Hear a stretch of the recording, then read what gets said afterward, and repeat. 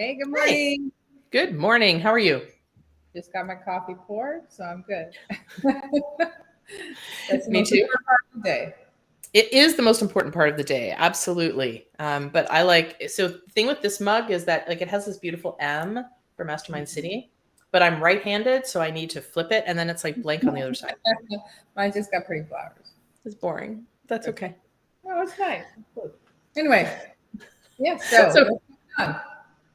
well, I'm speaking at a college in an hour Cool. about LinkedIn, and that's we were just talking about that just before we clicked the go live button, which Yep. is how like I remember back in the day when I was first started teaching about LinkedIn, it was people who had graduated from university, and that was sort of the youngest Yes. that people were getting into doing LinkedIn profiles, and now both of our kids are in first year, Hmm. so first year college/university, and they're already talking about getting their LinkedIn profile done, so they're Yeah. starting that professional look, which Yeah. is really important. So that's what I'm talking to the college about today is, well, it's more about finding a career using LinkedIn and leveraging their profiles and stuff like that. But it's going to be interesting to see what they're putting into it, because a lot of people don't do their LinkedIn profiles like, oh, I don't really have a lot to add, or I don't have a lot of information in there and all that kind of stuff. But what a great research tool if you're looking for a co-op or if you're looking to connect with business professionals early on. Like, I'm shocked at how early it's starting when you're Well, thinking about first year. I think it sets you apart from everybody else because the truth is, if somebody came to us as a student wanted to do a co-op and they said they have a LinkedIn, we would take them more seriously, especially 100%. especially if their email wasn't Hotmail. Yeah. so, Yeah, that is going to be my first. Please no Hotmail accounts or so Yahoo. I accept Gmail. if you yes, Gmail's fine. If you still have something other than your name, like Skater Girl 465 or something, please get your proper Gmail is free. You can get a Yeah. free Gmail account and you can just have your name on it, which is what employers want to see. So, I always, it's funny. Sometimes you'll see these little programs for sale online, right? And I remember looking at, I don't know, some little hockey one or something a long time ago. And it was some weird random name, like the sales page was great. And then it was like, you know, cool guy 78 at Hotmail was the name that they used for the company, like the email. And I was Yeah. just like, are you kidding me? So, it's never too late and it's never too early to Yeah. start doing it properly. I've said in the past, I got my kids, my youngest one, I got his email when he was born. So he has a Mac account. Yep. so I just, and I grabbed as much as I could their URLs for their names, stuff like that. Couldn't get them all, but just because you don't know what you're going to do in the future. So just Yeah. park that name, park that Gmail, do whatever you need to do. Absolutely. And then maybe, Stacy, as we are thinking about this out loud, as we always come up with Me ideas, too. why don't maybe we should really consider doing a workshop masterclass for students, particularly in how to do their LinkedIn's, because it's very different. It is different, and it's different when you're a business owner and you're positioning yourself. And this month, I don't even know what month it is anymore. Yeah. Earlier this month, we did the personal branding. And when you're talking about the personal branding, you're talking about a business.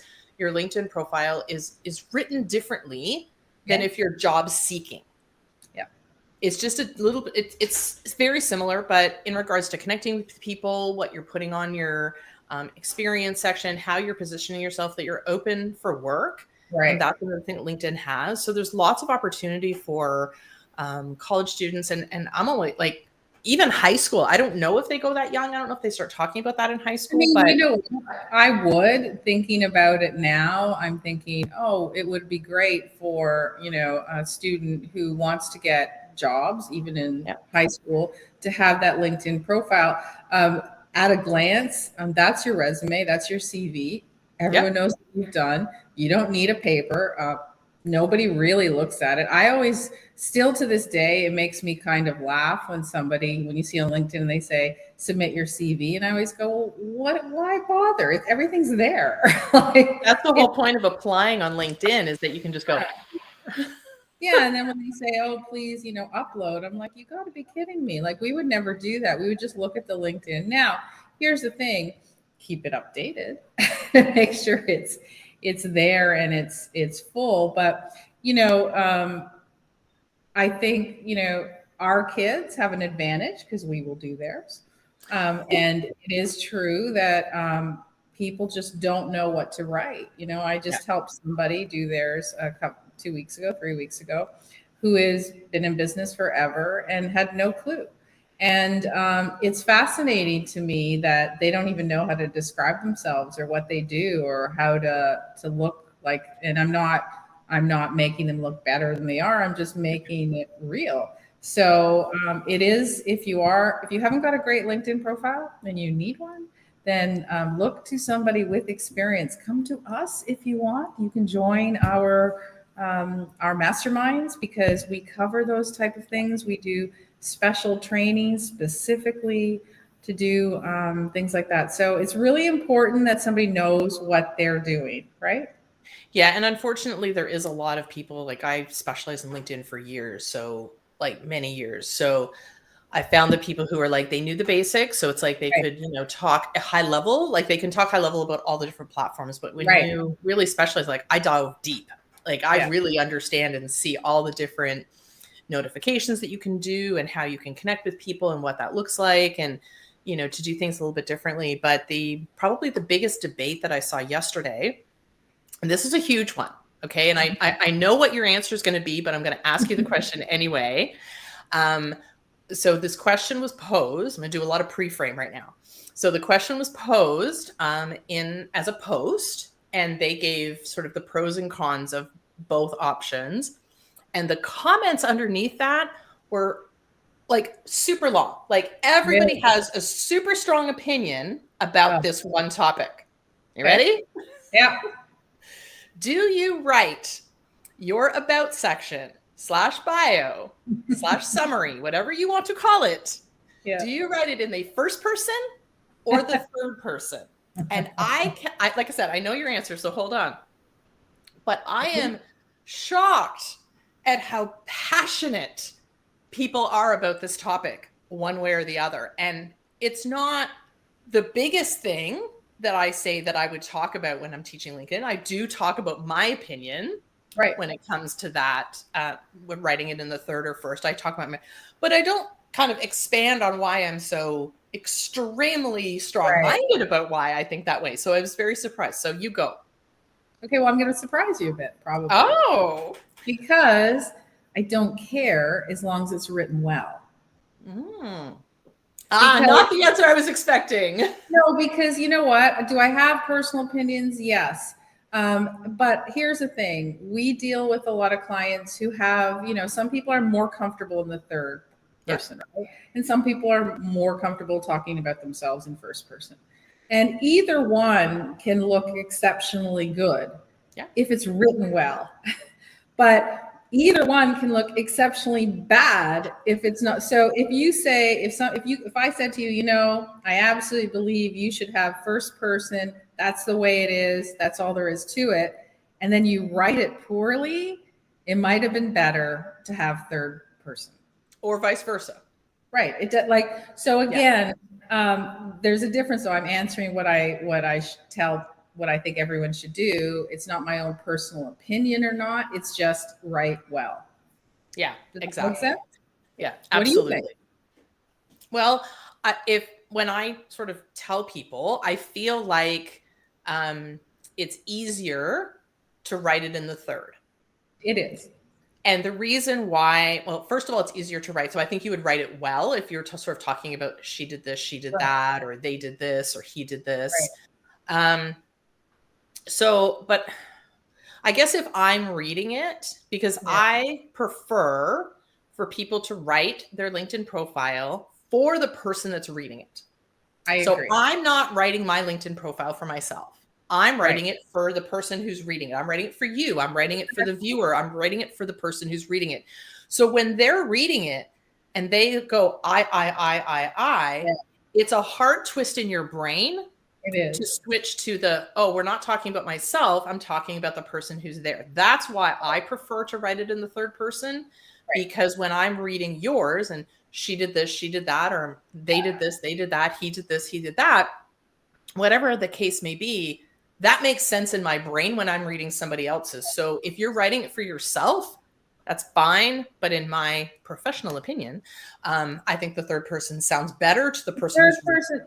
So I agree. Third person's easier to read. However, sometimes third person sounds very, very full of yourself too. So well, that's so funny that you said that, because a lot of the comments in this particular thread were the opposite. And they were saying in the first person, it feels like a brag fest. well, I don't know, because see, here's the thing. If you let's go back to CV days, to resume days. I still like to say both, because some people times when you say CV, they go, "What?" So Some people don't know what a CV is. either way, So okay, whatever CV you is want a to call resume. it, yeah, whatever you want to call it. So, and again, when you did a resume, how did you list your accomplishments? Third person. So, give me an example. She just received an award for whatever. Okay, so my Or actually, sometimes it's actually sometimes it's actually without a pronoun.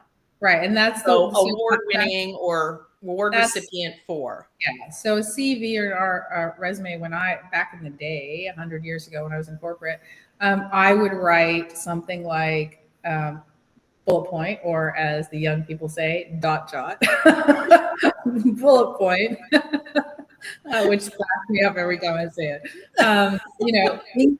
Increased sales by 20% the last 6 months. Right. That's so how it's actually pronoun. So you're not using a pronoun.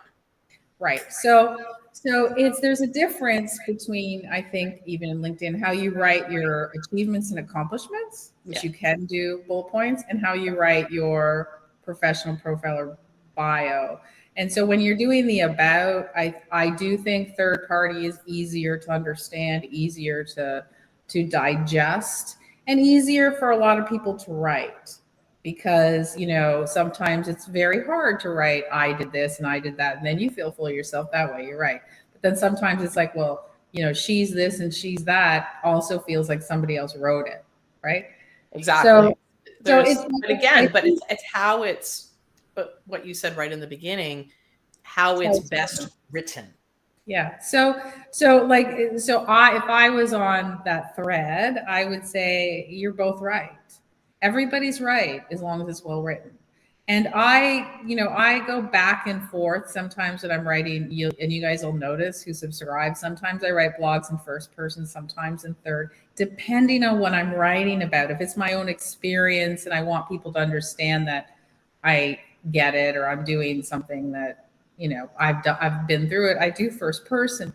Generally speaking, I switch over to third, but it's the same as when you're doing, training. How do you write your slides? What do you say? Do you say you when you're talking on the slides, right? Or do you say people? Like, it's all sort of interpretive. And at the end of the day, it's what feels comfortable to you and whether it's, again, well written. Because that's the key, right? The key is I do a lot of, you're right. There's sort of the couple of paragraphs, what have you done? A little story, how you started, that kind of stuff. But then getting into, again, those dot jots or bullet points, again, there is no pronoun. So achieve this, results this. To me, I'm always more comfortable. And if like ever, you can tell when people, when they do presentations or slides, you can tell what people are more comfortable with. I'm more comfortable with no pronouns at all. I'm more comfortable with just speaking, and that's it. I don't usually say I don't usually say she. I usually just blanket it. And that's because I guess because I'm very cognizant of the fact that the interpretation on the other end is always relative to that person. So Right. Absolutely. if you're one of those people in your thread that said they absolutely hate first person, that means they have an immediate bias when they're reading it. And so that's a problem, because if they're an HR person who's reading the people's resumes or their LinkedIn's, they have an immediate bias that they're not even aware of. And Yeah. they don't know why they don't like you, but they don't like you right off the bat. And that's so if you kind of vanillaize it both ways, then they can't. That's a new word we're going to use in Mastermind. Vanillas. Then people can't really, have that bias that comes into play. So it's a tricky one. I think it's, as I said, very important that you are around people that can help you. Don't just do it and then just put it up there. Ask somebody to read it over. Tell them if it makes sense. Does this sound right? Is it, what could you change something? We still do that to this day.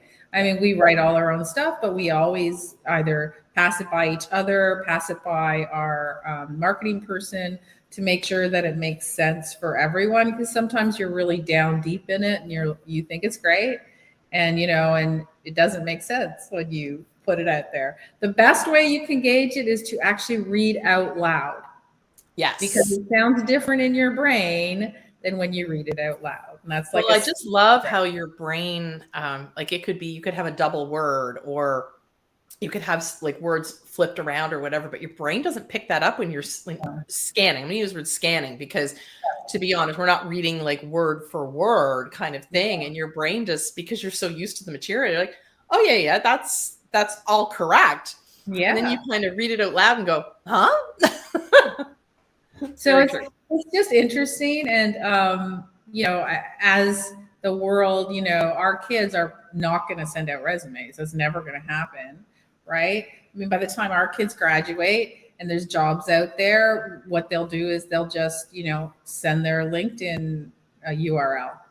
That's it. Yeah, well, you know what? It actually was really interesting. So a couple of years ago, so it wasn't that long ago, when my son was applying for different jobs at different places, it was very interesting because one place actually had, and he was actually talking to a friend who was applying even last week. So this hasn't really changed.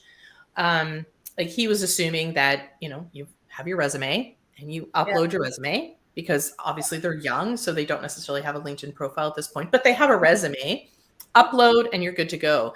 There was a couple of places that he applied to that he had to type in, so copy and paste it all over because they wanted it in their format. But this other place literally handed out application forms and they had to handwrite a lot of their experience. Well, you know what the funny part was? No one had a pen. No, they wouldn't. We don't have a pen. What do you mean? We have to write? Like it was so he's like he didn't know, but his friend said, I have it on my phone. Can I just upload the picture of my resume? Exactly. And it's not, I think companies have to understand that's a thing. Like, sorry, HR people that are listening right now, because you're very, you're like, oh, well, this is not appropriate. This is how it should be. Well, you know what? Everything in life has changed. Remember, we always use the same thing about a phone. Tell your kids, how do you use this rotary phone? They don't know. They don't know how to turn the number and make it work. That's even before the push button phone. Exactly. That's going way back. They don't know how to do that, and that doesn't exist anymore. So everyone that said, oh, you remember when everyone had just got phones, but they had to have their landline just in case, in case you need to call an ambulance or do something. And now nobody has them anymore because there's no reason for them. There's no, I don't think, phones, you're not going to lose your charge, generally speaking. They last for a very long time. So it's the same thing with, old school delivery of applying for jobs. If it was me and I got paper, it would be insane. I would not like it. I want your LinkedIn, or even, I don't care if it's a link. If you have like just a one page on a WordPress, I don't care where you put it. I just need the information somewhere that I can look on my phone and go, here we go. Because what's the first thing that an employer is going to do? They're going to Google you. Absolutely. So But And I you think know it's what? interesting because there's lots of places that are mass hiring Yeah. right now, right? Yeah. There's been a couple recently where they do mass hires and long lines and stuff like that. And to me, it'd be like, okay, I'd have my phone or my computer and be like, okay, what's your name? Yeah. LinkedIn, boom. Like, what do you, okay, thank you very much, or go to the next step. Like, how quick can they scan it? But if they have to take a piece of paper, it's harder in our Way. brains today to Yeah. look at that piece of paper and try to determine but they're linked. I don't know. Yeah. And Well, I then just think the we just other have a comment about spelling. I just want yeah. to point this out that don't rely on spell check. I just need to, just as a public service announcement. My mom actually I received a lot of resumes back in her day, and she was an office manager. And so the one that really stood out to her was that they were a morning person, but they spelt morning with a U. So it was Right. a different morning. So be careful with the English language. And my take on spelling. So No, but that's okay. But still put it through. That's why we have different people absolutely. looking at things, though. That's why we said right at the beginning, have somebody else read it. Yeah, absolutely, without a doubt. And the one thing I do want to point out is, especially if you have not a lot, like if you Google me or you Google Stacy, you're going to find tons and tons of stuff because it's all going to go to where we've spoken, our websites, everything else. If you don't have a lot of things, if I Google your name and all you have is, really a LinkedIn profile, guess what's going to show up? It's Your the LinkedIn first. profile? LinkedIn has such strong SEO, Yeah, right? That it's the first thing that's going to show. So why not use it? Because it's going to look great, right? yeah, Instead of absolutely. especially as a young person. Otherwise, it's going to be it's going to say, oh, Johnny got a home run. It's from a local newspaper or something. Well, exactly. And you need to get your more professional look or adult information sort of out there versus, again, you were a kid. Actually, I should Google my kid's name. I haven't done that in a long time. I What's used going to come up again? Hockey stuff, basketball stuff, sports articles, like And if stats. you ever had an old, like your children who have old YouTube channels or something that Yeah, actually use their name, it's going to show up. yeah, So I find it very amusing, but yeah, I mean, it's a great, like, there's such an advantage right now for kids that are going to school to look good right off the bat we had to struggle because like, how do you get your resume up at the top of the pile when you would send it yeah, in? It was very hard, and there was gimmicky stuff, and then you started putting your picture on it because people like yeah. that, because then so all that worked. But now there's so many different options to do everything, right? I mean, when I remember when I was in school, there was a couple of we did not have the internet, so that's how old I am. And so, but you could get books like portable Books, MBA books, portable books. What MBA, are those? and What are those books?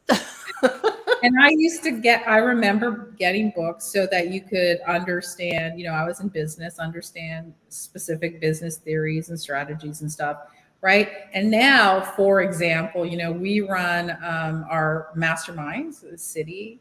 Our mastermind city is literally a city full of masterminds. That's what we do. We run masterminds year round. We answer questions every single week on a Q&A, and it's live. It's like having your own coach.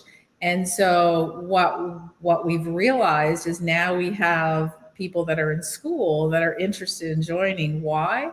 They're in taking, their entry level undergraduate, and they can come to us and learn how to launch a business, how to do a business, how to grow a business, all of that wasn't available when I was in school. Yeah.